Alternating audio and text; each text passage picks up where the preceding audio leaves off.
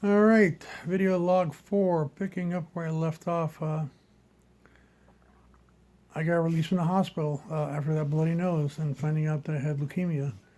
And like I said, that's not going to happen to you. I'll be amazed if, yeah, you might end up with a bloody nose, sure, but for it to go on for 8 or 9 hours and for it to knock you down to this position, it took what I consider, a pretty healthy guy, at least as far as my ability to work, my stamina, my strength, and able to go like 10, 11, 12 hours a day doing, what I do, getting in and out of cars and delivering packages.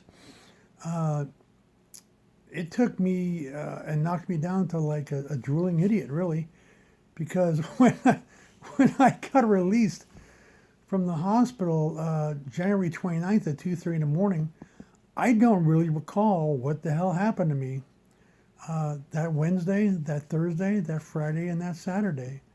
I don't recall what I ate. I don't recall what I drank. I think I was drinking and I think I was eating.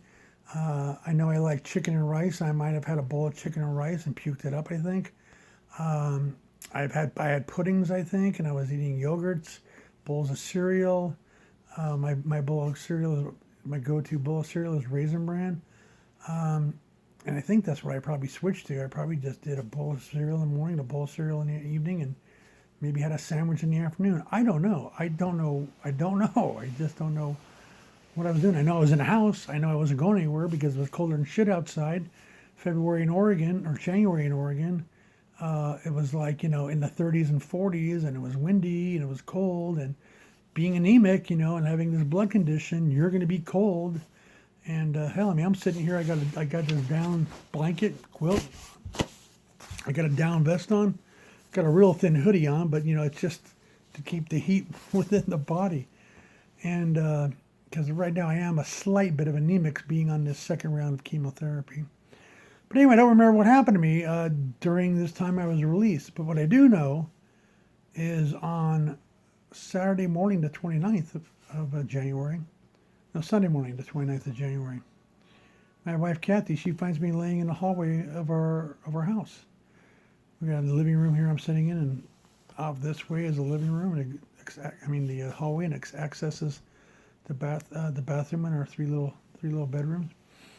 And she finds me on the floor of the hallway, and I don't know how I got there. I don't know how I got there. I know I was feeling around the walls because there's this boomerang above the doorway of the bathroom on the inside of the bathroom, and that ended up on the floor.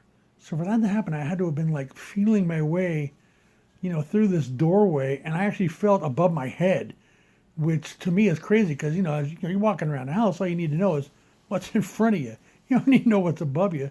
So obviously, this is a person who's not coherent. This is a person who's not thinking clearly, and this is a person, me right here, who ended up on the floor of his own hallway. And around 2 or 3 in the morning or so, my wife gets up and finds me, and she's like, Bill, get up. You got to go to bed. I'm like, no, I'm fine right where I'm here. I'm fine where I'm laying. And she tries to get me up, and I'm like, no, it's nice and flat here. Don't worry, I'm fine. She goes, well, let me get you a blanket at least. I'm like, okay, yeah, give me a blanket. And she brings me a blanket and a pillow. And I just stay there.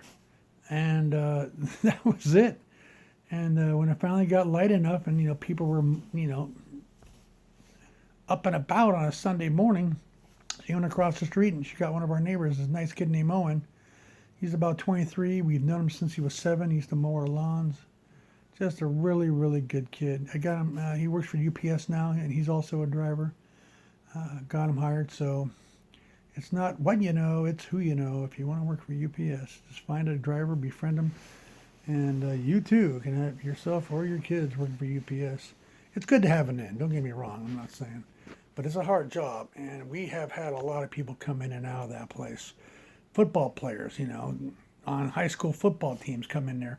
They work a shift and they quit.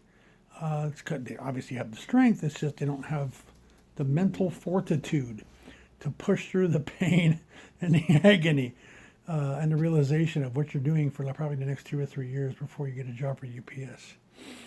Anyway, so she gets Owen, brings Owen over here, and he helps me up and she helps me up. And they get me dressed and they load me into one of our cars. And we said goodbye to the kid Owen, and my wife takes me back to the Salem emergency room. And let me tell you, if you're going to go to an emergency room, probably anywhere in the United States, let me suggest Sunday morning, okay? There was nobody there. Compared to that Tuesday night when I was there for, 9 hours, Sunday morning is the way to go. There was no one there. We were piece of cake, got into the emergency room, got assessed, and they decided, obviously, to keep me in as an inpatient because I was in no condition to, know anything. And I guess they were able to ascertain that just by asking me questions. But I don't remember anything about the intake process at all. And I don't remember much about my first couple of days of being in the hospital. I know I turned out I was there until about February 8th, which is a Wednesday, I think. I think I was there about 7, 8, 9, 10 days, I guess. I think it was. The first few days, I wasn't that coherent. I drank most of the time. After that, I remember they did get me up. I did have to go up and go pee because I know I didn't have a catheter and I know I didn't have a bedpan. And I remember having to get up and go pee and drag that goddamn IVs along with me. Oh, they did give me blood when I was in the hospital during this 10-day stint. I thought it was 3 times. My wife says it was 4 times. They gave me red blood cell transfusions. And the red blood cells were irradiated, which means any disease that was in there was wiped out by radiation. So all they had to really do at that point is make sure it was just like O positive, the right blood type. And they didn't have to worry about anything else in regards to the donor or whatever, what might have been in there because, face it, our immune system's wiped out, so irradiated blood's the way to go. So anyway, I say I'm running out of time here, but I was in the hospital and finally got good enough for them to release me about 10 days in. And on February 8th, I was released, and that was a Wednesday. And I was eating, and I was coherent, and they had brought me back from the brink. I was weaker than hell. I went from about 200, 205 pounds to about 184 or 186.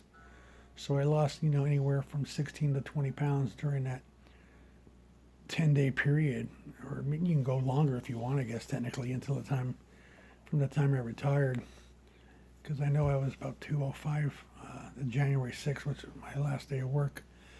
Anyway, so that's it. Released from the hospital on February 8th, and they gave me some appointments, and I'll update you with what happened next in my first inpatient chemo treatment next time I talk to you. Bye-bye for now.